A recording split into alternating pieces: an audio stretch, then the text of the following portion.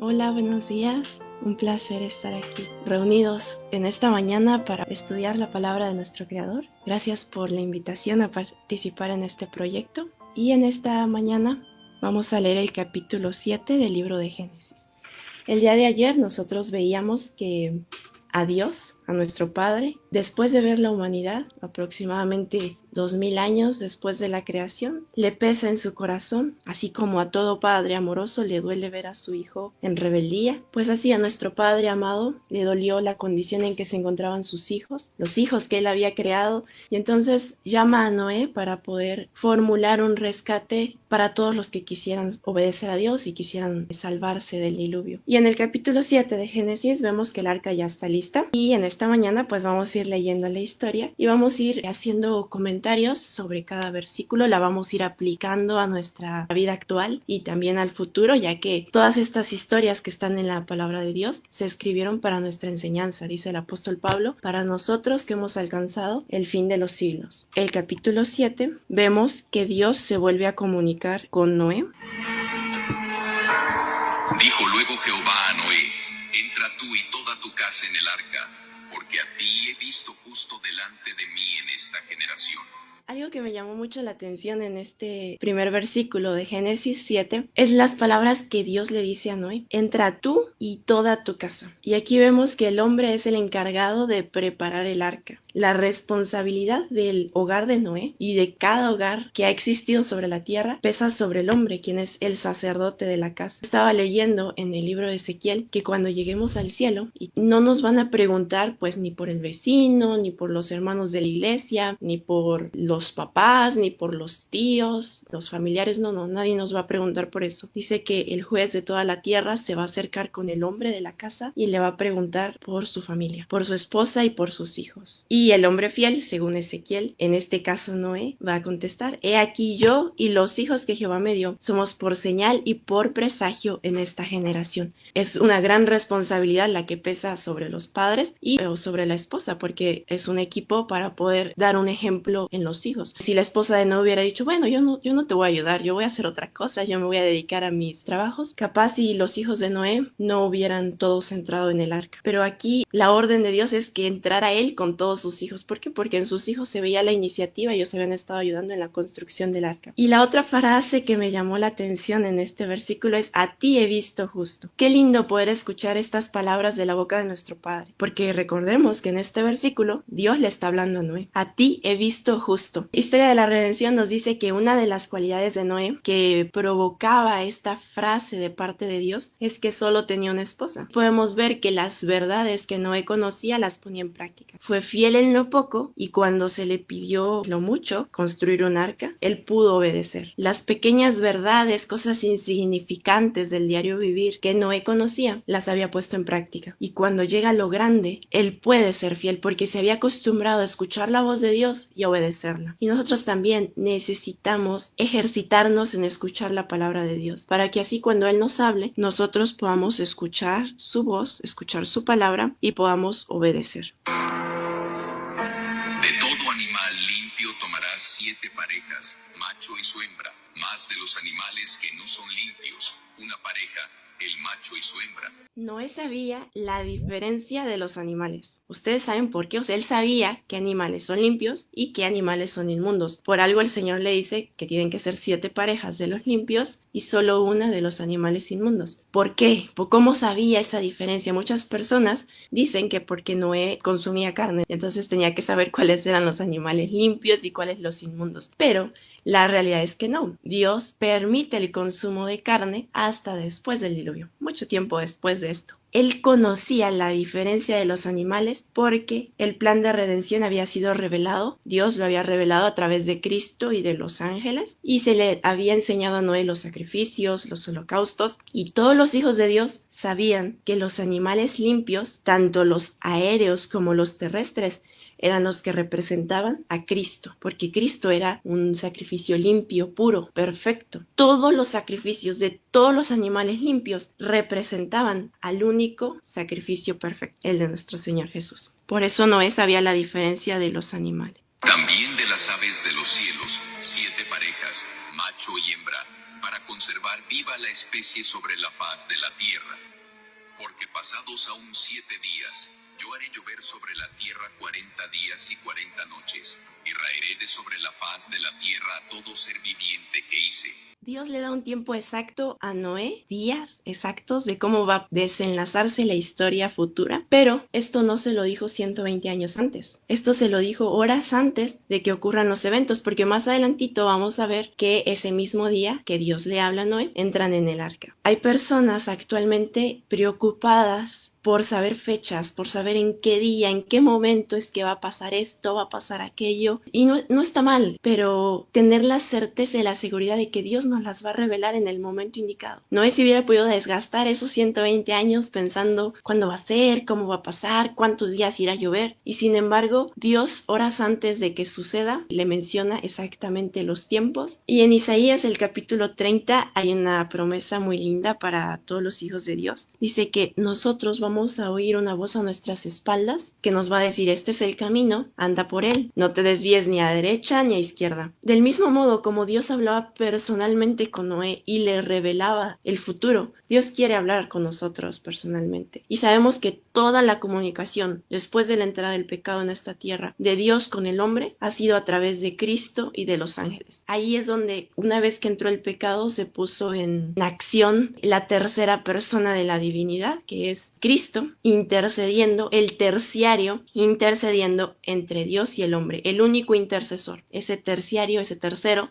inicia a comunicarse con el hombre, porque el hombre ya no puede comunicarse directamente con Dios. A través de ese método, Dios quiere comunicarse con nosotros y nos quiere revelar a nosotros sus misterios, así como a Noé. Yo me quedé pensando y dije, si Noé no hubiera aprendido a reconocer la voz de Dios, si la hubiera ignorado, no hubiera podido proveer el método de escape para su familia. Queda de nuestra parte el querer oír su voz o rechazarla. Tener la confianza de que no va a hacer nada el Señor Jehová sin que revele sus secretos a sus siervos los profetas. E hizo Noé conforme a todo lo que le mandó Jehová.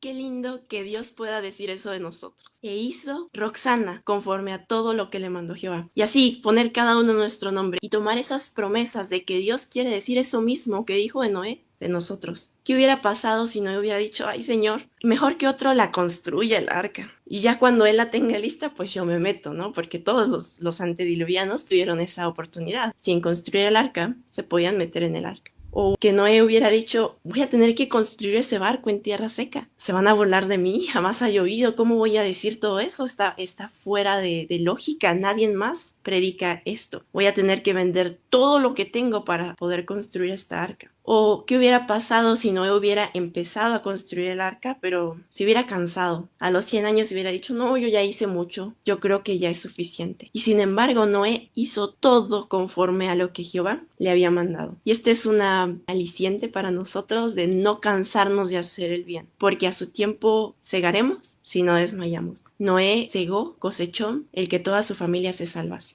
Y nosotros tenemos que tener esa confianza de que el que produjo en nosotros el querer, también va a ser el hacer. Él va a hacer las obras en nosotros. Cristo en nosotros va a actuar. Y nosotros vamos a ser obedientes porque Cristo es el que sabe obedecer. No somos nosotros los que vamos a hacer todo lo que Jehová mandó, sino que Cristo a través de nosotros. Y esto es justificación por la fe. Era Noé de 600 años cuando el diluvio de las aguas vino sobre la tierra. 600 años. Y traté de hacer la cuenta del total de años que vivió Noé para saber como cuántos años o como cuántas partes de vida llevaba, si iba más allá de la mitad de su vida. Y sí, llevaba 2/3 partes de vida de aquellas personas que vivían casi un milenio, ¿no? Quise hacer la comparación, un paralelismo con la vida actual para saber más o menos de qué edad sería Noé en una vida de ahora que vivimos entre 70 y 80 años. Y pues sería como a los 50 años. Noé tenía aproximadamente 50 años.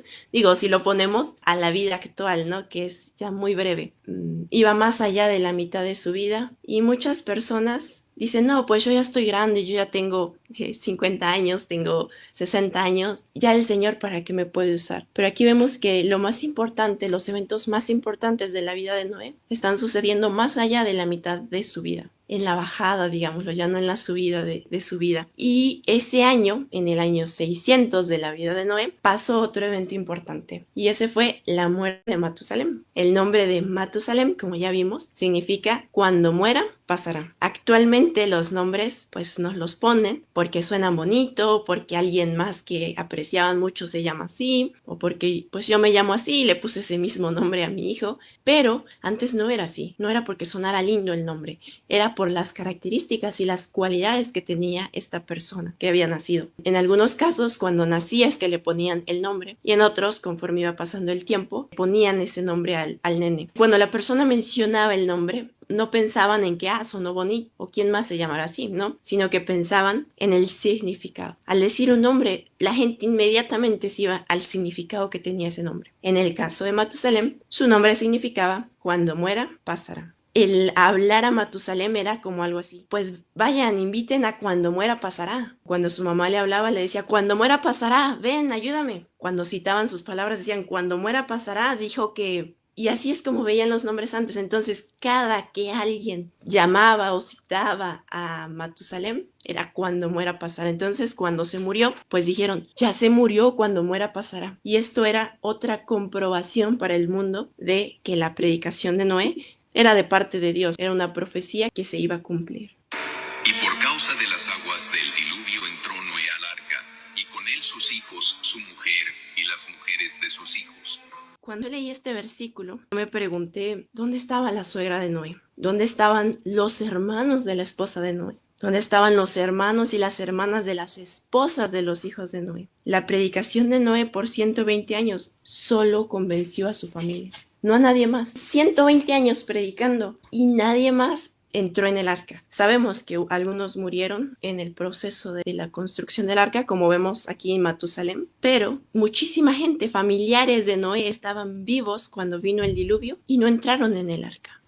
De los animales limpios y de los animales que no eran limpios, y de las aves, y de todo lo que se arrastra sobre la tierra, de dos en dos entraron con Noé en el arca, macho y hembra, como mandó Dios a Noé. Y aquí vemos la primera ley del cielo, el orden. Se suponía que los hombres deberían vivir bajo las leyes celestiales, el orden, que fue la primera ley del cielo. Y sin embargo, los animales son más obedientes a las leyes celestiales que el mismo hombre, que fue dotado de intelecto, de raciocinio, y aún así los animales están más bajo las leyes del gobierno celestial. El primer gran rebelde, Lucifer, fue contra lo que se levantó, contra el orden celestial, contra la jerarquía celestial, y fue la primera ley transgredida en el cielo y también aquí en la tierra. Y sucedió que al séptimo día las aguas del diluvio vinieron sobre la tierra. A Noé se le dice 7 días vas a esperar dentro del arca antes de que llueva. Y aquí no sé si notaron que ya está volviendo a repetir por segunda vez. Lo que Moisés está diciendo es sí que esperaron los 7 días que Dios dijo. A veces vemos el libro de Génesis, especialmente los primeros capítulos, un poquito repetitivos, como que dicen varias veces lo mismo. Pero Moisés en los primeros versículos escribe lo que Dios dijo. Luego, cuando lo está volviendo a repetir, está confirmando que así como Dios dijo, así mismo pasó. Y por último, la tercera vez ya es cuando Moisés cuenta exactamente cómo pasó, le agrega detalles. Entonces vamos a ver que en este capítulo se ven esas 3 veces. La vez que Dios habla, la vez que Moisés dice así como Dios dijo, así pasó. Y cuando ya Moisés escribe cómo fue que pasó la historia. El año 600 de la vida de Noé, en el mes segundo, a los 17 días del mes, aquel día fueron rotas todas las fuentes del grande abismo, y las cataratas de los cielos fueron abiertas. En el día exacto en que Dios dijo que pasaría, sucedió. Y vemos que no solamente el agua caía del cielo, también brotaba de las profundidades de la tierra. Pero cuando Noé ve que, así como Dios lo dijo, en el día exacto que Dios lo dijo, está pasando las cosas que Dios predijo, Noé puede tener más confianza en Dios. Tiene la confirmación de que Dios está al control de la historia. Y hubo lluvia sobre la tierra 40 días y 40 noches. Noé sabe también cuántos días llovería. En este mismo día entraron Noé y Sem, Cam y Jafet, hijos de Noé, la mujer de Noé, y las 3 mujeres de sus hijos, con él en el arca. En ese mismo día, dice este versículo, la importancia de obedecer en el mismo día en que Dios nos habla, en que Dios nos llama a hacer algo. ¿Qué hubiera pasado si Noé les hubiera dicho, pues nos quedamos todavía hoy aquí afuera sin meternos y ya mañana con calma pues nos metemos al arca? La puerta del arca se hubiera cerrado y Noé y su familia se hubieran quedado afuera. Sin embargo, la influencia de Noé, el ejemplo de Noé, la obediencia, fueron una bendición para su familia. Patriarcas y Profetas nos dice que como premio por la fidelidad de Noé, por su integridad, Dios lo salvó a él con todos los miembros de su familia. Y Elena de White exclama, qué estímulo para la fidelidad de los padres. Porque ¿qué es lo que más quisiera un padre sino que todos sus hijos obedecieran a Dios, que todos sus hijos estuvieran bien, se salvaran del peligro inminente? Del mismo modo, nosotros necesitamos aprender esa obediencia inmediata. Y la respuesta, la solución, es que esté Cristo en nosotros, porque Cristo es el que sabe obedecer. Dice que Él aprendió obediencia y Noé tenía a Cristo en su corazón, Cristo actuaba a través de Noé y había obediencia. Del mismo modo, nosotros si tenemos a Cristo en nuestro corazón, la obediencia inmediata, la obediencia en el momento en que Dios nos llame, no va a ser problema, no va a ser dificultad. Ellos, y todos los animales silvestres según sus especies, y todos los animales domesticados según sus especies, y todo reptil que se arrastra sobre la tierra según su especie, y toda ave según su especie, y todo pájaro de toda especie. Vinieron, pues, con Noé al arca, de dos en dos de toda carne en que había espíritu de vida. Durante esos 120 años en que Noé había construido el arca, Noé se había convertido en el hazmerreír del mundo. Era el loco. La gente lo llamaba de manera despectiva. Todos los antediluvianos le habían puesto sus sobrenombres a Noé. Y esa tarde, Noé hace la última invitación. No necesitaban hacer absolutamente nada los antediluvianos. Simplemente entrar en el arca ya hecha. Ya había alimento, ya se había hecho todo. Lo único que necesitaban hacer era entrar. Sin embargo, los grandes hombres del mundo, los honrados, los sabios, repetían lo mismo. Noé es un descabellado fanático y el mundo se reía de la locura del iluso anciano. En vez de humillar sus corazones ante Dios, persistieron en su desobediencia e impiedad, como si Dios no les hubiera hablado por medio de su siervo. Actualmente nosotros podemos ver esa misma actitud, ese mismo espíritu. Me ha tocado escuchar a personas, a hombres, llamando con títulos despectivos a los siervos de Dios, como si Dios no escuchara sus palabras, y les causa gracia ponerle apodos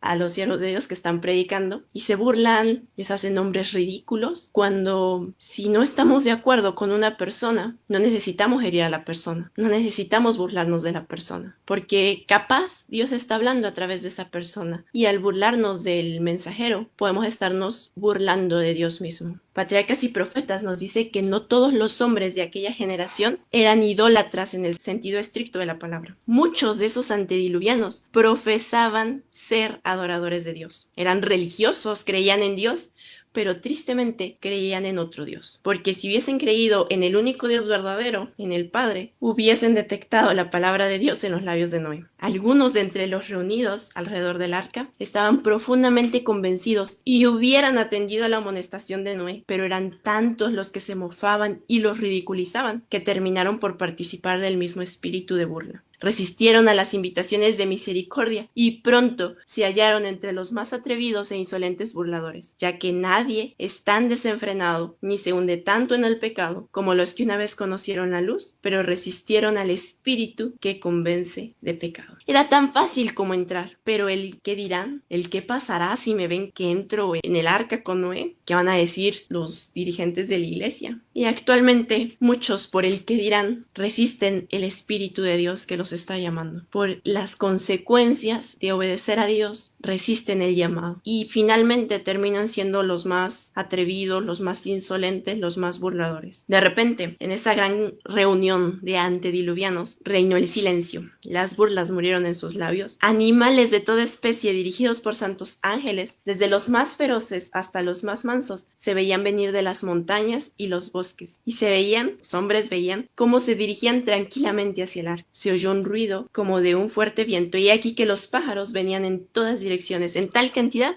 que obscurecían los cielos, y todos ellos entraban en perfecto orden al arca. Los animales estaban obedeciendo la palabra de Dios, mientras que los hombres, dotados de raciocinio, la estaban desobedeciendo.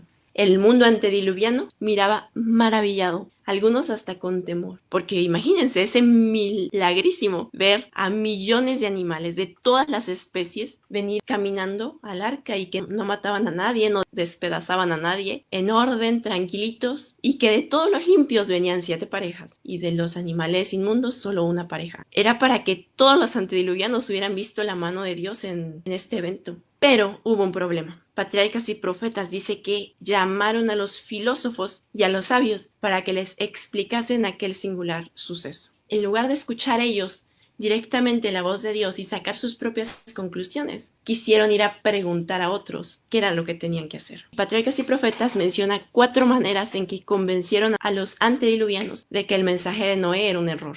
Y creo que esas mismas 4 maneras están en vigencia hoy en día y son utilizadas para suavizar la voz de la conciencia, para engañar a las personas. Una anterior había sido la burla, el escarnio, el menosprecio. A ningún ser humano le gusta que se burlen de uno, no nos gusta eso, provoca vergüenza. Sin embargo, para los que ya estaban como rompiendo eso, decir, pues no importa que se burlen de mí, salieron 4 engaños. El primero es que llegaron ministros, pastores, dirigentes religiosos, como ya vimos, Patriarcas y Profetas dice que no todo el mundo antediluviano era ateo, digámoslo así. Muchísima gente decía creer en Dios. Y llegaron estos ministros y dijeron, si fuera cierto lo que Noé dice, Dios ya nos hubiera hablado a nosotros. Dios nos lo hubiera revelado a nosotros. Nosotros somos los dirigentes visibles de su iglesia aquí en la tierra. No hay ningún dirigente religioso que haya creído en las palabras de Noé. Por no ser un pastor, no ser un ministro, alguien famoso en la religión cristiana de aquel tiempo, no era creíble el sermón de Noé. Podemos ver esa misma mentira en nuestros días, de que como la verdad no viene de labios de aquellos que el mundo honra, no viene de aquellos de quienes el mundo espera escuchar la palabra de Dios, dice, no, eso no es verdad. ¿A poco ha creído alguno de los sabios en eso que están predicando? No, eso es mentira. Pero sabemos que Dios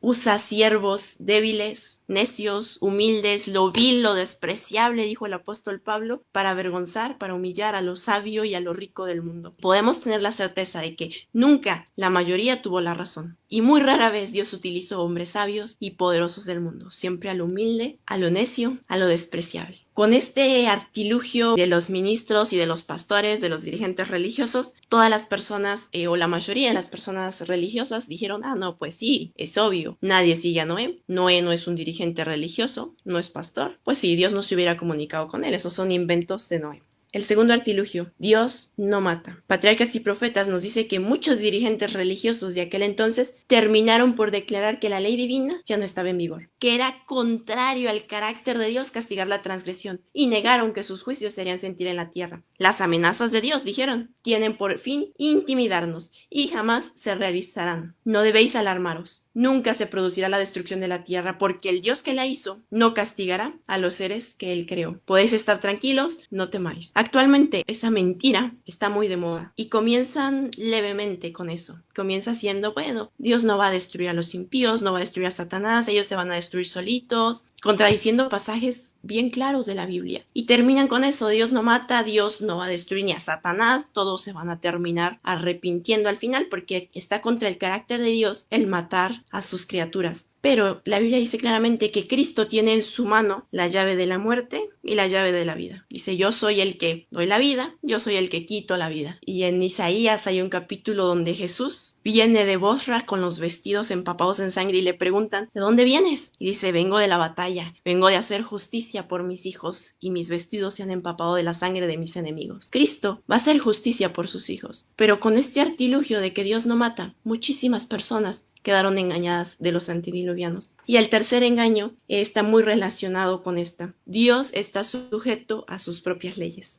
El mundo antediluviano razonaba que las leyes de la naturaleza habían sido estables durante muchos siglos. Las estaciones se habían sucedido una tras otra en orden. Hasta entonces nunca había llovido. La tierra era regada por un vapor, por un rocío. Los ríos jamás se habían salido de sus cauces, sino que habían llevado sus aguas libremente hacia el mar. Mucha gente en nuestros días dice que Dios está sujeto a sus leyes. Y dicen, bueno, hay una ley que dice, no matarás. Y Dios no va a matar a los transgresores de su ley. Tranquilos, porque la ley de Dios dice, no matarás. Dios está sujeto a sus propias leyes. Estas primeras 3 eran para el mundo religioso, para los que todavía creían pues en Dios. Pero esta cuarta es para los ateos, para las personas que no creían en Dios. Llegaron los científicos, los sabios. Les dijeron, hay leyes físicas que han mantenido las aguas dentro de sus límites naturales. En cuanto podía juzgar la sabiduría humana, era imposible un diluvio, y aquellos hombres cuyo corazón a veces había temblado de temor comenzaron a tranquilizarse. Razonaron, como muchos lo hacen hoy, que la naturaleza está por encima del Dios de la naturaleza, que sus leyes están tan firmemente establecidas que el mismo Dios no podía cambiarlas. Y alegaron así que el mensaje de Noé era incorrecto. Decían que la naturaleza tendría que cambiar su curso e hicieron aparecer el mensaje de Dios ante el mundo como un error y un gran engaño. Demostraron su desdén por la amonestación de Dios e hicieron las mismas cosas que habían hecho antes de recibir la advertencia. Los científicos decían, el diluvio está fuera de toda posibilidad. Y actualmente hay hombres de ciencia que dicen, es imposible lo que la Biblia dice. Es imposible que la palabra de Dios se cumpla. Hay leyes físicas y comienzan a sacar toda la ciencia para demostrar que la palabra de Dios está equivocada. El mundo antediluviano afirmaba que si fuese cierto lo que Noé había dicho, los hombres de fama, los hombres sabios, los prudentes, los religiosos y los grandes hubiesen comprendido que era verdad.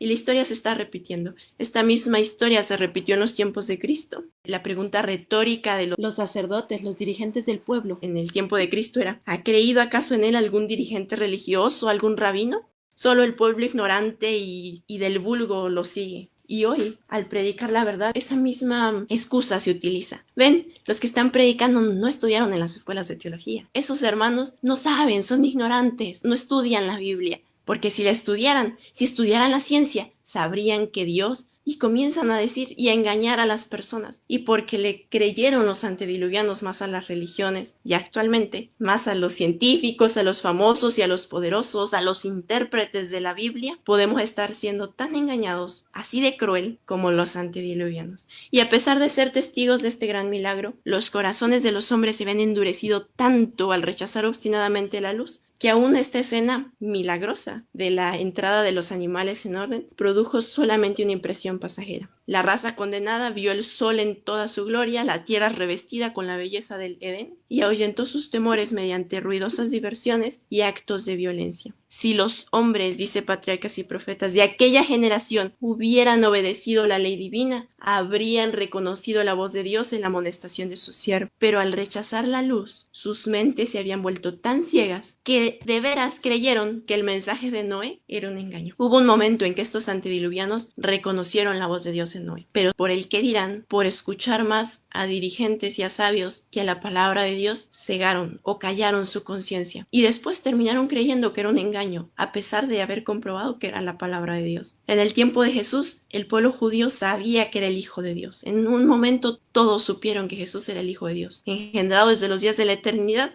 y que había sido enviado por el Padre a esta tierra para salvar a los pecadores. Pero por no perder su influencia, por no perder su puesto en la sinagoga, rechazaron esa verdad, la silenciaron y se cegaron tanto que al final se creyeron su propia mentira de que Jesús era un impostor, porque como dice el dicho, que la mentira repetida se vuelve verdad. Y no se vuelve verdad para todos, se vuelve verdad para uno mismo. Actualmente muchas personas están actuando contra la verdad presente, contra el tema en que consiste la vida eterna. Llega un momento en que ven las claras evidencias de la Biblia, pero por no perder alguna cosa, por no humillarse, decir, peleé contra la verdad, terminan creyendo su mentira. Y ven que cuando dice ambos, la Biblia no, es que son 3. Y terminan creyendo que ambos significa 3. Y en su ceguera van y engañan a los inocentes hijos de Dios que no estudian y que confían más en sus dirigentes o en los sabios del mundo que en un claro así dice Jehová.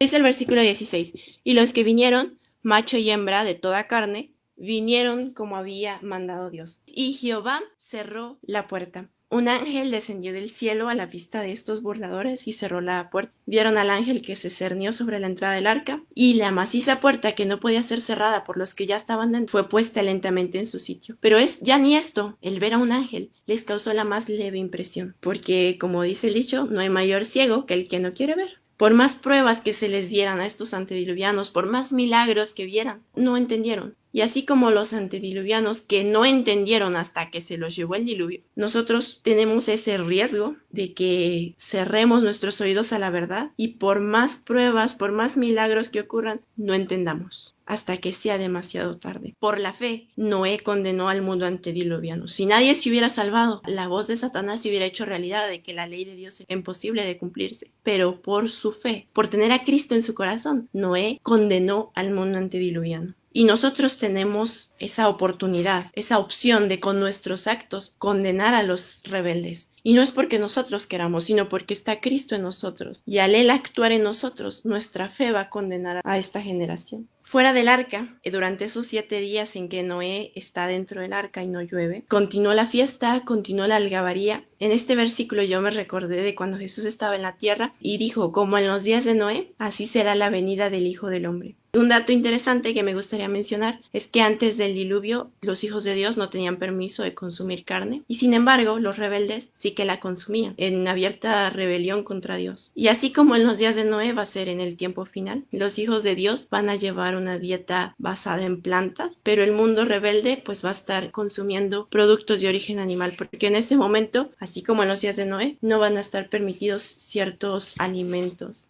Y Noé esperó 7 días dentro del arca. Su fe fue probada durante esos 7 días. Y si no se cumple, y si lo que Dios dijo no llegase a pasar, y si nos quedamos aquí y ya después no podemos salir, y si no llueve, ese fue el tiempo de angustia para Noé, el tiempo de angustia de Jacob. Y en la última generación, así será también. Los hijos de Dios van a estar en un breve tiempo con la angustia de Jacob. Y el mundo rebelde estará burlándose de la creencia, de la fe de los hijos de Dios. Afuera del arca había fiesta, glotonería, la gente se reunió alrededor del arca para burlarse de Noé, para decirle, ya ves, todo lo que tú dijiste no es cierto, no ha llovido, ya van 3 días y no ha caído una sola gota de agua, porque durante estos 7 días no aparecieron señales de la inminente tempestad. Fue un momento de triunfo para los antediluvianos. La aparente tardanza de Dios confirmaba la creencia de que el mensaje de Noé era un error y que el diluvio no ocurriría. A pesar de las solemnes escenas que habían contemplado, de entrar todos los animales en orden, del ángel que había descendido a cerrar la puerta del arca, continuaron las burlas, las orgías y hasta se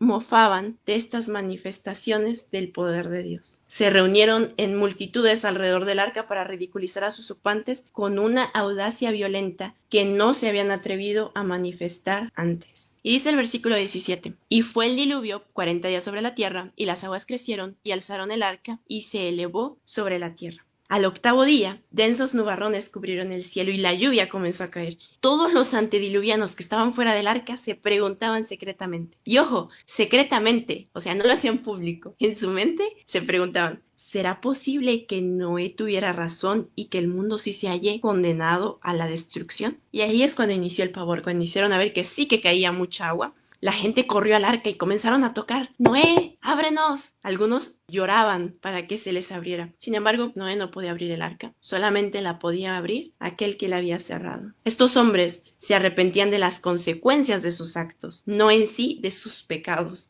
Si se les hubiese dado otra oportunidad, se habrían rebelado contra el Dios del cielo.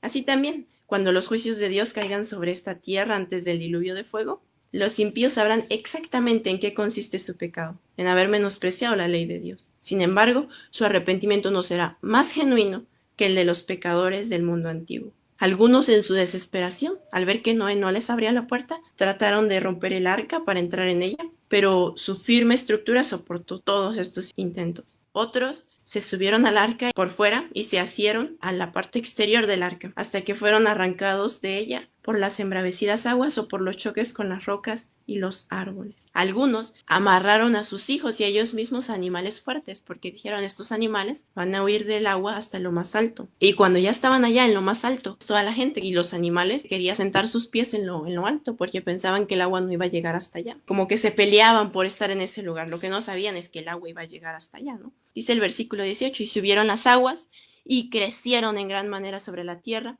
y flotaba el arca sobre la superficie de las aguas. Esa arca que había sido construida en tierra seca, ahora estaba flotando sobre la superficie de las aguas. No sé si ustedes han estado en alguna ocasión en un barco, en un barquito, en una lanchita, y ustedes sienten como ese vaivén al estar en las olas. Muchas personas cuando están ahí se marean. Se les inicia a revolver su estómago y todos los demás pues estamos tranquilos, ¿no? En el barco, y esas personas que se marean pues inician a desesperarse. No sé si todos los que estuvieron en el arca se mareaban, pero ahí no eran olitas de un mar tranquilo, ahí eran olotas de un mar o de un mundo lleno de agua embravecido, y había cosas que golpeaban el arca. Patriarcas y Profetas dice que iban los pasajeros mareados. No sé si alguno tenga eso y pueda sentir hasta cierto grado lo que sentían los pasajeros. Yo no sé qué se sienta eso, así que no puedo empatizar con los que estaban dentro del arca, pero las personas que sí se marean pueden saber qué es lo que sentían Noé y su familia. Y dice el versículo 19 y 20: y las aguas subieron mucho sobre la tierra, y todos los montes altos que había debajo de todos los cielos fueron cubiertos. 15 codos más alto subieron las aguas después de que fueron cubiertos los montes. Todas las fibras de la maciza arca temblaban cuando era golpeada por los vientos sin misericordias, y una ola arrojaba el arca a la otra ola. Los rugidos de los animales que estaban dentro del arca expresaban su miedo y dolor, pero en medio de los revueltos elementos el arca continuaba flotando con seguridad. Ángeles muy poderosos habían sido enviados para protegerla. Y dice el versículo 21: y murió toda carne que se mueve sobre la tierra, así de aves como de ganado, de bestias, y todo reptil que se arrastra sobre la tierra, y todo hombre. A medida que la violencia de la tempestad aumentaba, los árboles, los edificios, las rocas que estaban en la tierra eran lanzados en todas direcciones, y el terror de los hombres y de los animales que estaban fuera era indescriptible. Por encima del rugido de la tempestad se podían escuchar los lamentos de un pueblo que había despreciado la autoridad de Dios. Dice la inspiración que mismo Satanás se vio obligado a permanecer en medio de los revueltos elementos y temió por su propia existencia. Se había deleitado en dominar a tan poderosa raza y deseaba que los hombres viviesen para blasfemar contra Dios, para seguir practicando sus abominaciones, para rebelarse contra el Rey del Cielo. Ahora lanzaba maldiciones Satanás contra Dios, lo culpaba de injusticia y de crueldad. Y eso se ve en nuestros días. Cuando Dios actúa dicen, ay no, Dios es malo, Dios es injusto, mira, está haciendo... pero cuando Dios no actúa dicen, ay, ¿por qué el Señor permite tanto dolor, tanto sufrimiento? Muchos, como Satanás de los antediluvianos, blasfemaban contra Dios, y si hubiesen podido, le habrían arrojado del trono de su poder. Otros, locos de terror, extendían sus manos hacia el arca, implorando que se les permitiese entrar, pero sus súplicas fueron vanas. Y en este momento en que el diluvio se los está llevando, es cuando la conciencia de los antediluvianos se despertó. Por fin, y demasiado tarde, se convencieron de que hay Dios en los cielos, un Dios que lo gobierna todo, no varios, no tres, solo un Dios en los cielos que gobierna todo. Le invocaron con fervor, pero los oídos del Creador no escuchaban sus súplicas. Así como los antediluvianos no habían escuchado la voz de Dios por 120 años, pues ahora Dios ya tampoco los podía escuchar, porque ellos mismos habían sembrado y tenían que cosechar los frutos de sus actos. Desde las cimas más altas, los hombres contemplaban un enorme océano sin playas. Las solemnes amonestaciones del siervo de Dios ya no eran objeto de ridículo y de mofa. ¿Cuánto habrían deseado estos pecadores condenados a morir que se les volviese a deparar la oportunidad que habían menospreciado? ¿Cómo imploraban que se les diera una hora más de gracia, otra manifestación de misericordia, otra invitación de labios de Noé? Pero ya no habrían de oír la dulce voz de misericordia. El amor, no menos que la justicia, exigía que los juicios de Dios pusiesen término al pecado. Y estas aguas barrieron el último refugio, y todos los que habían despreciado a Dios y a su ley perecieron finalmente en las obscuras profundidades. Y esto que pasó en el mundo antediluviano, dijo el apóstol Pedro, está por repetirse. Y lo que puede parecer una burla, el mensaje de advertencia y de admonición, va a llegar un momento en que van a desear oírlo, en que los que hayan rechazado el mensaje de Dios van a desear otra invitación, pero va a ser demasiado tarde. ¿Por qué no aceptar ahora el llamado de Dios a nuestros corazones, el tocar de la puerta de Cristo, el Hijo de Dios, de decir, yo estoy a la puerta, abranme a mí, no a otro, yo soy el que quiero morar en ustedes? Y dice el versículo 23, quedó solamente Noé y los que con él estaban en el arca, y prevalecieron las aguas sobre la tierra 150 días. Todo este tiempo que la familia de Noé estuvo dentro del arca, tenían actividades que hacer. Ángeles poderosos cuidaban el arca, porque si no el arca hubiera sido destruida por los elementos. Actualmente tenemos una obra que hacer, cada uno individualmente. Que nosotros como familia podamos ser presagios y señales, así como Noé y su familia, para esta última generación. Vamos a orar. Padre nuestro que está en el cielo, en esta mañana estamos agradecidos, Padre, por todas sus bendiciones, y en especial porque nos permitió tener acceso a su palabra, Padre, para que pudiéramos escuchar su voz y conocer las advertencias para nuestros días. Gracias por que mandó a su Hijo, nuestro Señor Jesucristo, a que muriera por nuestros pecados y abriera la vía de escape para los pecadores, para nosotros en este mundo. Señor, ayúdenos a escuchar su voz, a poder tener sensibles nuestros oídos para que cuando usted nos llame podamos obedecer. Gracias por mandar el Espíritu de su Hijo a nuestros corazones para que clame Abba Padre y podamos ser llamados hijos de usted, Padre. Gracias. Ayúdenos a que ya no vivamos nosotros, sino que viva Cristo en nuestros corazones, que habite Cristo por la fe en nosotros, para que quien actúe a través de nosotros sea su Hijo, que ya no nos vea a nosotros, sino que vea a su Hijo representándonos a nosotros, que podamos ser vestidos con el manto de justicia de su Hijo, y de esa manera podamos cumplir el plan que usted tiene para nuestras vidas. Denos la fuerza para poder soportar todas las tentaciones de Satanás, la crítica, el desánimo, las burlas, la persecución, el tormento y aún la muerte, Padre, y que su poder se pueda demostrar en nuestra debilidad, porque somos débiles, somos lo necio, lo vil y lo despreciable, Padre. Gracias por escogernos, por llamarnos para esta obra, Señor. Esa obra que ha comenzado en nosotros, Padre, termínela en el nombre de Cristo Jesús, para que las personas puedan conocerlo a través de nosotros, Padre. Gracias por capacitarnos para su obra, Padre, y que toda nuestra vida pueda ser un reflejo de su carácter, pueda ser para su gloria y para su honra, Padre. Esto se lo pedimos y se lo agradecemos en el nombre de nuestro Señor Jesús, quien es nuestro único intercesor, mediador, consolador, quien es nuestro todo, Padre. Amén. Amén. Amén. Gloria a Dios.